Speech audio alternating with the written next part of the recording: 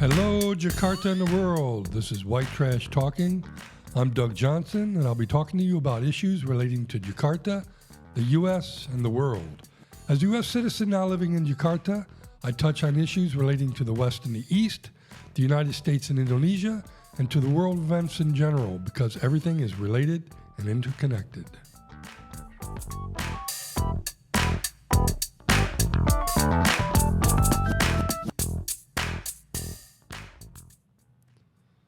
Okay, today I have a very special guest joining me in the studio today. Her name is Dr. Lynn Rose, a distinguished professor from the American University of Iraq, Sulaimani, AUIS. She has a PhD from the University of Minnesota, Minneapolis, and she was a teacher, scholar for many years in the U.S. and Germany before joining AUIS in 2016. She has won numerous teaching awards, including the Case Carnegie Professor of the Year from Missouri, and has served as a Fulbright Scholar and a Mary Schweitzer Distinguished Fellow. Dr. Rose teaches the history and humanities of the pre-modern world. Her scholarship focuses on disability studies in the ancient Greco-Roman world, but sometimes considers the modern world and non-Western societies, and almost always overlaps with gender studies. Welcome, Professor Rose, to White Trash Talking. It's an honor to have you here. Oh, thank you. Thank you for having me today. Really appreciate it. My pleasure, yes. So what I want to know is what brings you to Indonesia, all the way from Iraq? Well, there's my favorite conference on disability studies that's going on in Yogyakarta, and they have it every other year. So I'm very excited that they're having it now. That's why I'm here. So why are you involved in this? Why are you so passionate about this? So what is the conference about?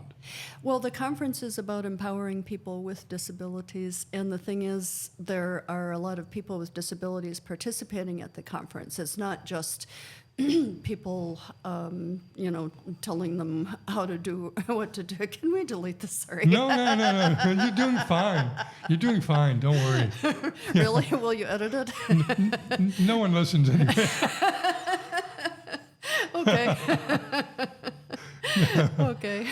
So what I meant to say was the conference is organized by people with disabilities, and they're participating in it. And so the disability empowerment is not non-disabled people telling disabled people what to do, but rather the whole community of disabled people participating. And one thing I love about Indonesia, I don't know why, but it seems like in Indonesia there's so much disability activism, disability rights, especially when it comes to the deaf community and sign language. For example, at the conference that I'm going to, they have sign language interpreters for all of the sessions. And that's unfortunately not so common in the rest of the world.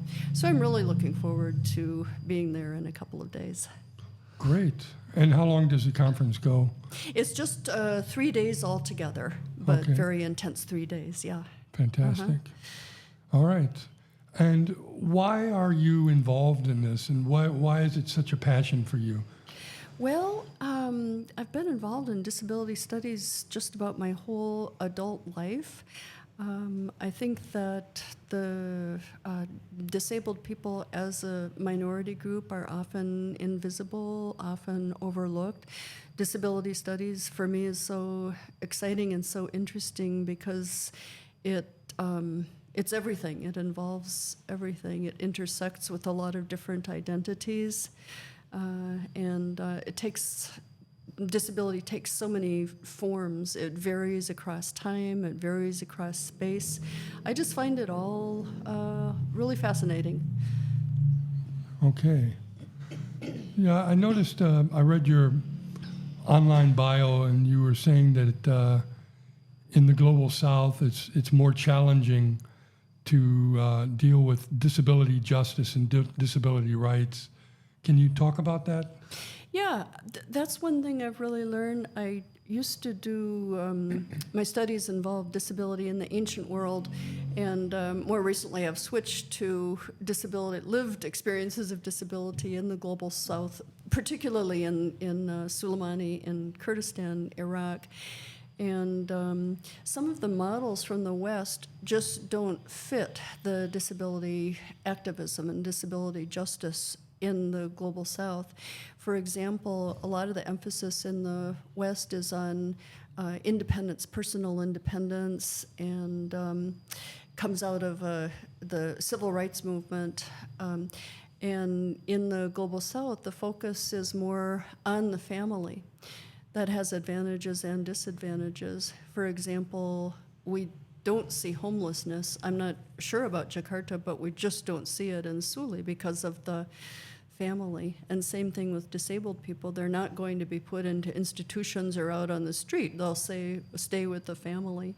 So personal independence is just not a thing. Another factor is in the West, the disability justice movement relies somewhat on a responsive government, not necessarily a good government, but a government that will respond eventually. And for example, in Kurdistan, Iraq, we just don't have that. The disabled people protest with no results. So those are just some of the things. And I think we really have to avoid saying, oh, the West is so advanced and the disability rights in the global South need to catch up. No, it's different trajectories. And at least where I live in Suli, people with disabilities are figuring out what to do, how to get their rights, how to get justice. So that it falls in the family more in the global South.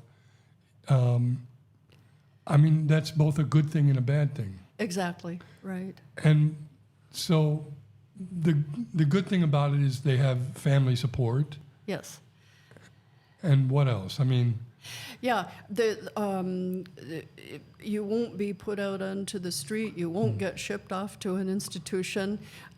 You will have your extended family, no matter who you are, and that can be very good.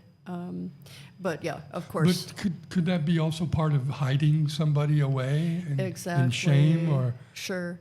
And that happens all over the world, not just in the global South. And it happened more often even a generation ago. So people of short stature were literally hidden away and literally not counted among the family. It's getting better now, thanks to the activism of people with disabilities.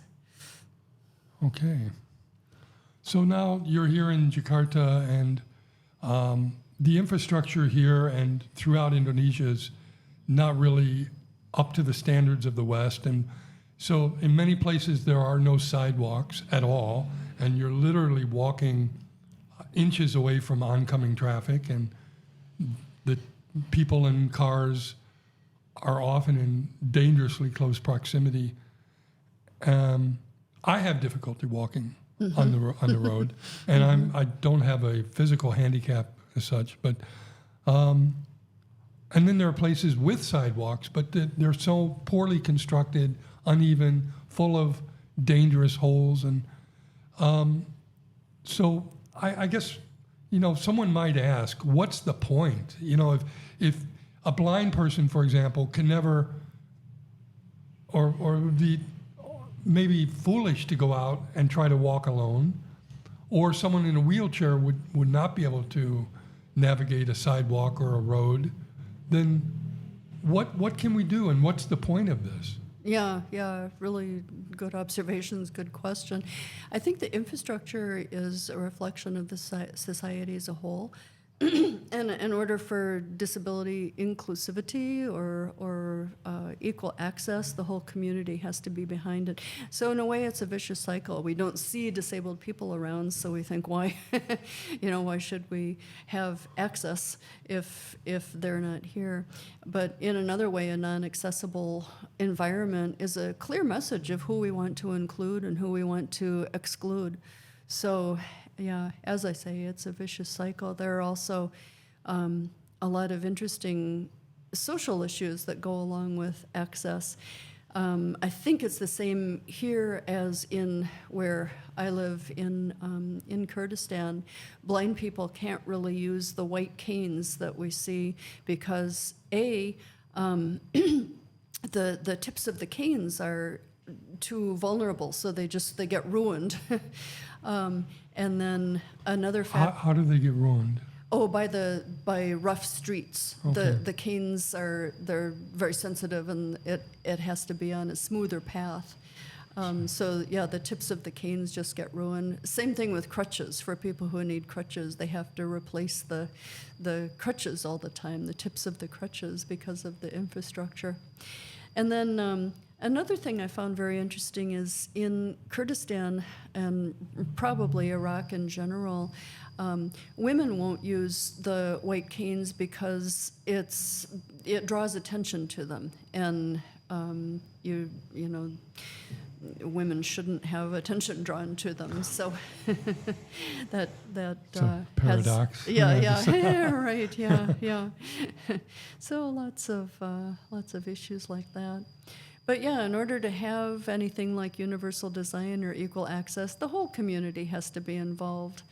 And another thing I'd like to add is, yeah, things in the West are pretty good for infrastructure. There are ramps and lots of access and so on. But it's not just like the government being nice and building it. This is a result of activism, a long time of activism by people with disabilities, by parents of children with disabilities. It was a fight. And so, yeah, I think it's important not to idealize the West, say all good things are there. Yeah, good point. So, regarding perceptions, people, I know from my own experience, like, if I don't know somebody, I tend not to interact with them. But when someone is, say, in a wheelchair and they're obviously physically, I don't know the polite word, but, they have some problems physically. There's a tendency, I think, for people to look away or ignore or they feel uncomfortable. I mean, how can we overcome these kinds of perceptions? Yeah, that's another very good question. I think that it all comes down to education for me. Well, education and access. And in my own course on disability studies, I devote a unit to etiquette, just common sense etiquette. There's a new book by Emily Ladau called Demystifying Disability, and she devotes a whole chapter to just what to do, what not to do, when to look away. There's also a very nice, although dated, video called The 10 Commandments of Communicating with People with Disability. And it's all That's common interesting. sense. What's the name of this book? The book is called Demystifying Disability. Wow, okay. And I don't remember the subtitle of it, but it's very, very good. That's the thing, when I encounter such a scenario like I did in Oman, because we lived near a facility that housed disabled people, and there'd be wheelchair riders coming by quite often. And I thought, if I look, I'm staring. If I look away, it's more natural. Like, but the whole time I'm uncomfortable because I know I'm not engaging them, and I'm not, I wonder how they feel. Exactly, right, yeah. And I think even with like 20 minutes, half an hour of watching the video or reading the book, then problem solved. But yeah, it comes back to the lack of interaction. The physical signs that disabled people aren't welcome here, the lack of education in the community, and so disabled people get marginalized, and Where would you say in the world is the best, that does the best? Which countries are really on top of this, if there are any? Good question. Because of the activism of people with disability for about a century, the U.S. is pretty good right now. There are plenty of problems, but because of disabled people's activism, it's very good there. Australia, as far as I know, I've never visited there, also has some very good programs, as does the UK and parts of the EU. But the US has the deepest history because of the civil rights movement. Oh, that's encouraging to be able to say something good about the U.S. But yeah, I want to emphasize it's not the government, it's the disabled people who Yeah. insist on it. Yeah. So, and how do we compare today with, say, how? Oh, here goes a call to prayer. Well, I'm not going to say ignore that sound, but yeah, Let it blend in. yeah. So, how do we compare today with ancient Roman and Greek times in their dealing with the disabled? And what did they do back then? Yeah, well, it's funny. I find a lot of commonalities between ancient Greco-Roman disability and global South disability because, for one thing, in the ancient Greco-Roman world, there wasn't really a category for disability. People had different characteristics, and maybe one of those characteristics was, oh, they don't walk, or oh, that's Joe, he's the blind Joe, you know. But there wasn't an overall category for disability.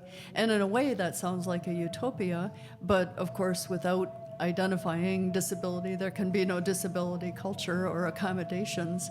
And so I find that also in the global South, there's a good side and a flip side of no disability category.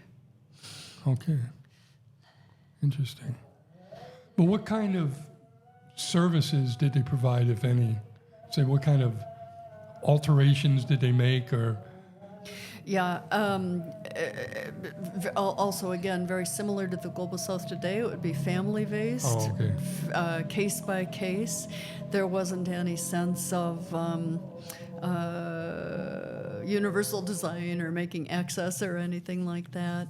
Some people have argued that the Greek temples had ramps for wheelchairs, but there actually weren't wheelchairs. They hadn't been invented yet. I think the ramps were to lead the sacrificial animals up to the temples. Interesting. Yeah. So no concept of disabled people as a category or as a class. Interesting. Yeah. Okay. So you mentioned intersectionality, and I mean, I read this, and I don't really understand what you mean. So could you explain that? Oh, sure. It's a really important concept in disability studies.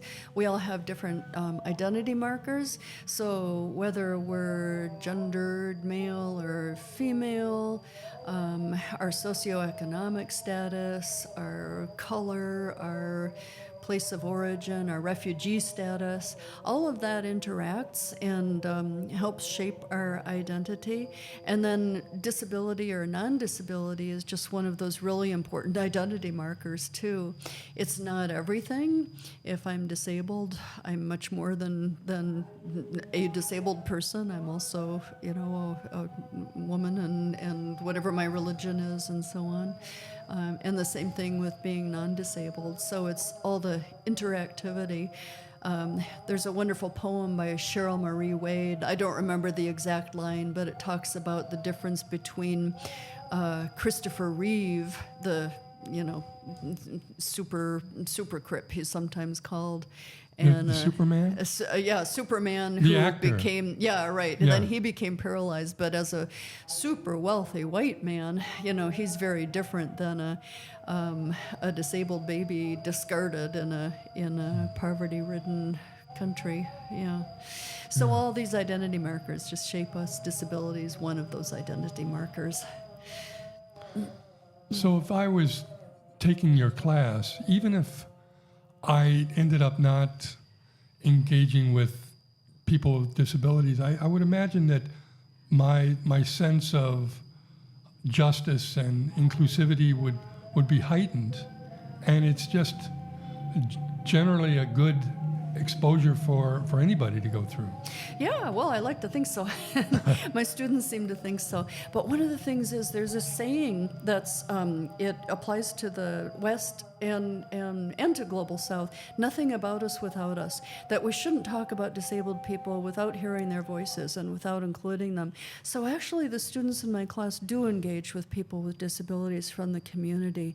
I have guest speakers who very generously donate their time and their energy and come in and speak about what it's like to live with a disability in Kurdistan today. Wow. So my students do get a sense of the real world, and they do most of the work for the class. They're the best part of the class. Yeah, talk about building empathy and compassion and understanding. Yeah, and awareness of rights being violated. Sure. Yeah. And a possibility for a new world, a new kind of society. I hope so. Yeah. So my last question is, aren't we all disabled in some ways? There's this idea of the spectrum that there's no ideal human, and nobody fits the perfect spot on the bell curve, and maybe we're all a little bit disabled. So there's that. For example, my leg doesn't function quite properly because of a bad car accident, and I'm very bad at math, although I don't have dyscalculia. So there's that, and I think that can be helpful. And also knowing that we'll probably all become disabled if we reach old age. On the other hand, though, there's the idea of a disability identity. So I think saying, we're all a little bit disabled possibly takes away from that idea, too, of disability culture, disability history. So whether we identify as disabled or not, that's our business. But I think there is a difference between disabled and non-disabled people. Yeah. Oh, that's a good point. Yeah. All right. Well, this has been an amazing interview. Thank you so much. So interesting. Thank you. Yeah. Love having you here, and I hope you can come back. Thank you. Yeah. I plan to.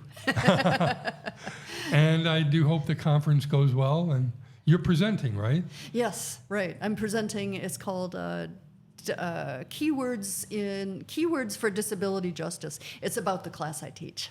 Okay. Yeah. Wow, fantastic. Thank you, Dr. Lynn Rose.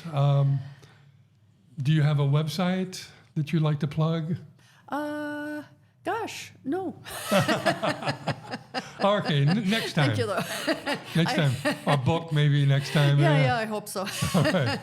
Thank you so much for having me. Yeah, my pleasure. Really Okay. enjoyed it. Thanks. All right. Until next time, this is White Trash Talking. See you next time.